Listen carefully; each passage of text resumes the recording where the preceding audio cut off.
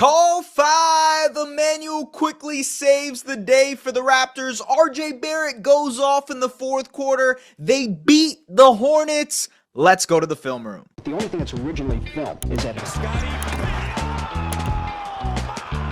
and I've studied older films and tried to figure out how I got that impression.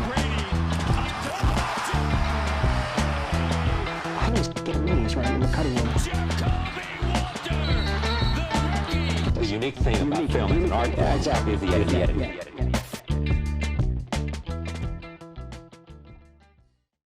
All right, folks, Immanuel Quickley was 2 of 10 from 3 before knocking down this game winner, and I want to break down the design of this play by Darko Rajakovic. So there's a couple of different options here. One, it's supposed to be a cross screen of sorts, if you want to call it that, but RJ Barrett is curling to the basket or curling to the corner here as a decoy.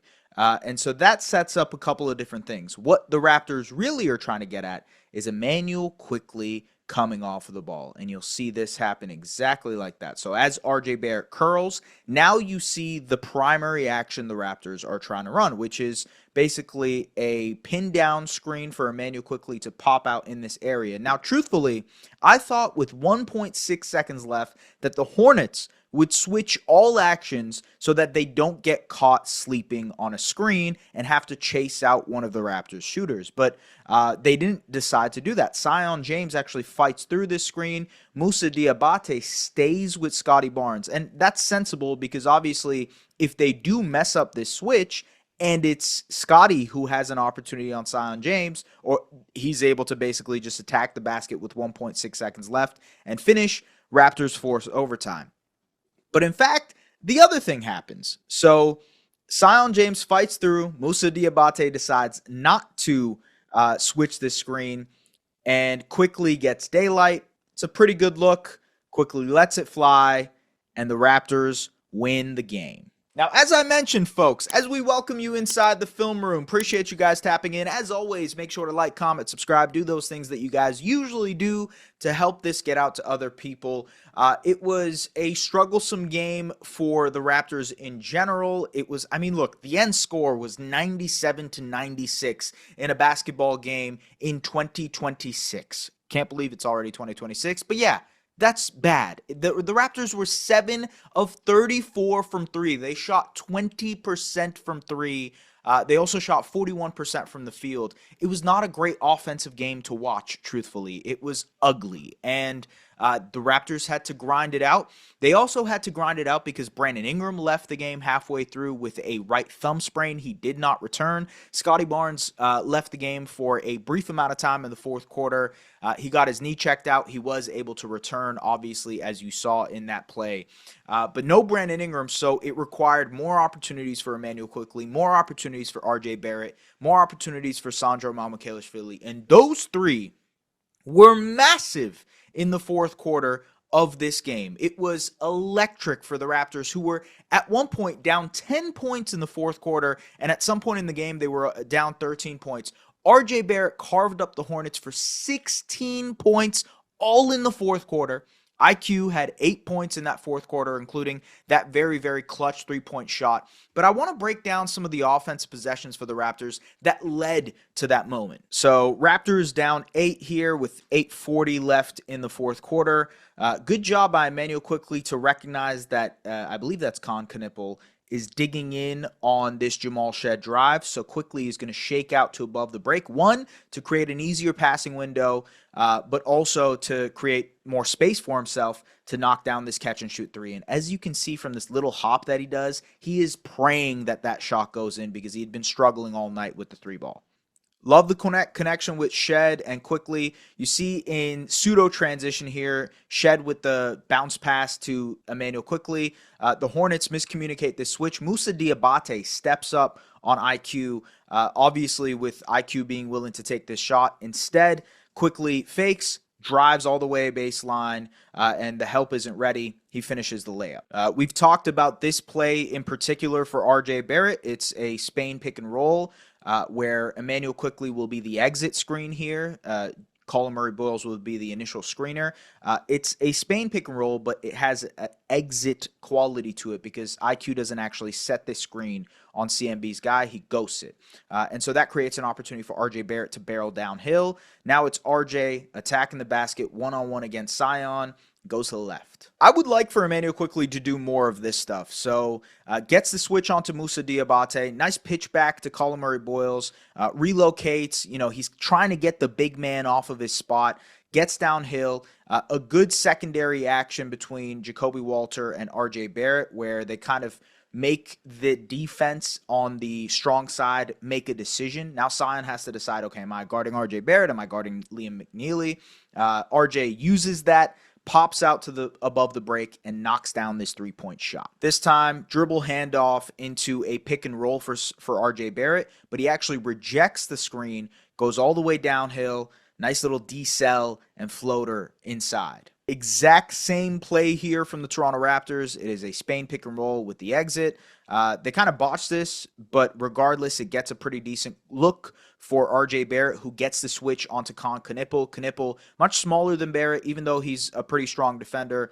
RJ just gets downhill, finishes, and one. This was a super clutch shot by Mamu in this one as well. So dying seconds, Raptors get the offensive rebound. Colin Murray-Boyles, by the way, a career high in rebounds tonight. Mamu catches, knocks down this shot. Very clutch moment here from Mamu. So look, the Hornets are switching everything, and that's why I was surprised in that late game scenario they didn't switch, but they get the switch on to Knipple for RJ Barrett to get downhill. He does exactly that. One-on-one against Knipple, bump, finish through contact, and one. That's RJ Barrett at his best. Same idea here, right? They're trying to attack Knipple on defense. So they get the switch, right? They don't want to concede any sort of, downhill opportunity. Knipple switches onto him. RJ just uses it, goes downhill, and is able to get this wild shot turnaround to go, and the Raptors tie the game. And of course, as you know, the Raptors ended up winning this game because of an Immanuel Quickley game winner. Look, what a wild turn of events there. I was ready to come in here and kind of lament a strugglesome game for Immanuel Quickley, a tough game from, I think, most of the Raptors. The three-point shooting was abysmal overall. No Brandon Ingram, who ended up playing just 11 minutes in this one. And the Raptors offense looked very bad because of it. They also just completely struggled from three in this one. They couldn't hit anything. And look, credit to Immanuel Quickley, credit to the Toronto Raptors for grinding out a win even when they weren't hitting their shots. I think that is the testament of a good basketball team. When everything isn't going your way, how are you able to find other ways to win basketball games? I think that's a quality that we've seen over the last couple of weeks for this Raptors team. You think of the Orlando Magic comeback win, you think of the Warriors win, and now this one. They've had opportunities where the games aren't going the way they want it to, right? It's not the ideal scenario for a game where you're up big, you have opportunities, or you have this big lead. It's mostly been a situation where they've actually had to grind out games. And I think that is a very important thing to do for a team that is still trying to learn how to win, that has some young pieces. People forget that Jamal Shead and Jacoby Walter and Grady Dick and Colin Murray-Boyles especially, like, none of these guys have any sort of playoff and real stakes experiences. Of course, Immanuel Quickley has some, and RJ Barrett has some, and Scotty Barnes has some, and Brandon Ingram, of course, has some. Like, their core four do, but the rest of them don't have like the real stakes of a playoff game. They don't understand that yet. Yes, of course, we've seen NBA Cup games, and I think that's really important for the Raptors too. That moment was important for them. But these stretches where the going gets tough, so to speak, being able to grind out wins when you're missing your starting center in Jakob Poeltl and your best scorer gets pulled from the game because of a thumb injury, how were you going to figure out how to win? Especially against a Hornets team that, don't look at that record. This Hornets team is tough to play against, particularly because they've been playing good basketball lately. Their trio of LaMelo Ball, Brandon Miller, Knipple has played some really good basketball. Brandon Miller did not play in this game, but for the most part, that team is starting to figure things out about what they are. and the Raptors found a way to grind out this win. Boy, do I hate playing the Charlotte Hornets if you're the Toronto Raptors. No game is fun when it's Raptors Hornets. It just feels like, I mean, if you're a longtime Raptors fan, you'll know the Gerald Henderson Award for a reason. There are so many Raptors killers from Hornets era just because of that. It is so crazy to see how it doesn't matter who is wearing that jersey. There's just Hornets Raptors games are always weird. And look, I had someone on Twitter that I kind of want to mention here because they said that I was being unfair in my analysis of Immanuel Quickley. I don't necessarily think I'm being unfair, and it's fine if you disagree with that. But I think it's okay to criticize players when it comes to things that they have limitations in, right? Immanuel Quickley's playmaking, I think some of the off-the-bounce stuff has been a limitation of his. I think he hasn't been as good defensively as he was in New York. But also, we know the exact qualities Immanuel Quickley brings to this team. I have said multiple times that IQ is the best shooter on this team. That is his most important quality to this basketball team. And despite the fact that he's only shooting 36% this year from three, he is still so important. The Raptors are a much better team when Immanuel Quickley is knocking down his shots. And of course, a lot of that has to do with his pick and roll chemistry with Jakob Poeltl. As I've mentioned in the past, there are pillars to the Raptors offense. There is Brandon Ingram isolations. There's Scotty Barnes in the mid-post area. There's RJ Barrett getting downhill off of dribble handoffs and pick and roll situations like we just saw. And of course, there is the Immanuel Quickley and Jakob Poeltl connection. We haven't seen that much because Jakob has been hurt, and that has hurt Quickley more than anybody else on the roster because he's not able to get as many good looks as he possibly can. And so I don't think I've been unfair with Quickley. I just think it's like, them's the breaks, man. Like, he's been paid to be the starting point guard on a team, and I don't think he's necessarily performed to starting point guard levels. That being said, what he provides is essential for the Toronto Raptors as a shooter, as a, tertiary scorer, as a guy who can, in a pinch, create for them. Very, very important to what the Raptors need. And they need him to continuously get better. Like, that is unquestionable about what Immanuel Quickley brings to this team. When he is at his best, they are at their best. That is no question, no doubt in my mind. And the same thing goes to a lot of these players. It's just that what Quickley provides is something that no one else on this Raptors team can do, and that is pull-up three-point shooting. So that's why he is so important to what the Raptors do overall. And I think, to that point, I really hope this is an inflection point in Immanuel Quickley's season, because I think it's been inconsistent. He's had moments where he's been on fire from three. He's had moments where he's looked really good. And I think part of that is because of the health issues of Jakob Poeltl. But I really hope this game and this moment and this game winner is an inflection point for Quick to turn around his season and to have a really consistent second half of his year. The Raptors are 23-15, I believe, is the record after this win. I think that is well in line with what I expected coming into this season. I thought they'd be about 6-7 games above 500. They're 8 games above 500 now. I thought finding ways to grind out wins is really important. I also want to talk about the third quarter for the Toronto Raptors leading into the fourth quarter, because there was a moment in time where they were losing this game and it seemed like they were in trouble of getting blown out again in the fourth quarter, especially with Scotty Barnes out the game and Brandon Ingram out the game. Where is the offense going to come from?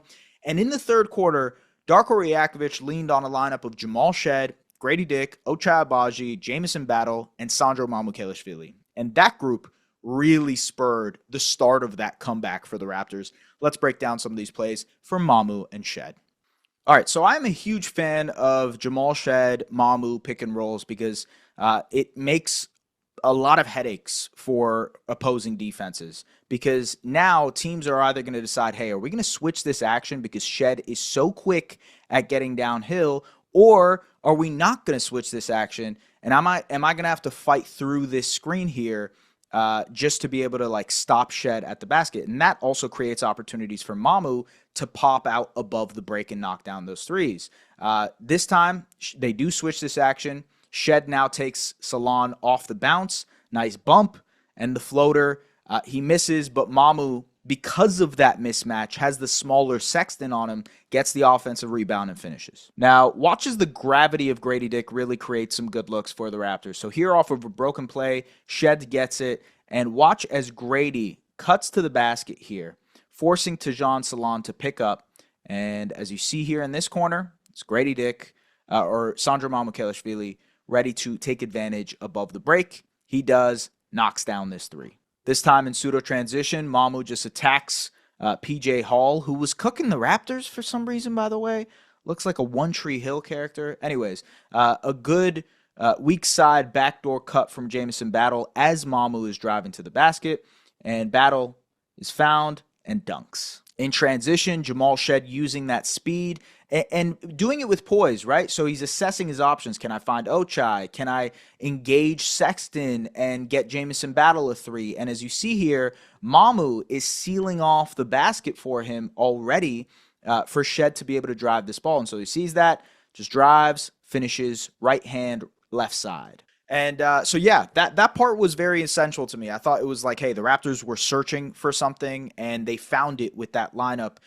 Credit to Darko Rajakovic for leaning on that group. I thought that was a really good call. And overall, like I mentioned earlier, finding different ways to win and grinding out games where you don't necessarily have everything working for you. Yeah, very, very big performances from RJ Barrett, Immanuel Quickley, and Sandro Mamukelashvili, who helped the Raptors win this game. They were really, really good in this game and forced a team in the Hornets that has been a tough matchup for them to pull out a win, man. That's the essentials of this Raptors game.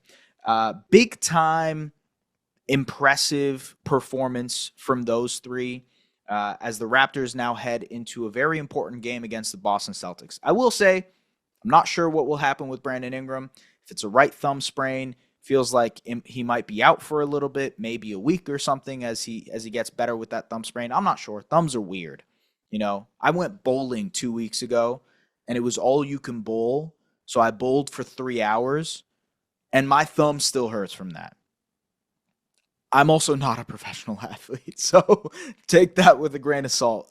Brandon Ingram has much better facilities than I do. Anyways, we're going long here. RJ Barrett, Immanuel Quickley were awesome. Immanuel Quickley gets the win. Call 5. Mamu was great in this game. It was a crazy night in the NBA. If you're a fan of other basketball teams, it was really, really fun to watch the rest of these games as well. Trae Young is now traded, by the way. That's probably something I should mention. The Toronto Raptors will not be trading for Trae Young. He is a member of the Washington Wizards now. I doubt Trae Young plays for the Wizards this year as they continue their tank along. But, man, for CJ McCollum and Corey Kispert, what a great deal for the Wizards, right? And from the Hawks perspective, they can now try to facilitate something for Anthony Davis. They now have McCollum, who's a little bit older, who can kind of work in their offensive system. I like Corey Kispert as a replacement for Luke Kennard if they flip him to Dallas. A lot of moving parts. It's trade deadline, but Trae is no longer available for the Toronto Raptors. That's done. Finished. Finito. Done. I'm also done. I'll see you guys later. Peace!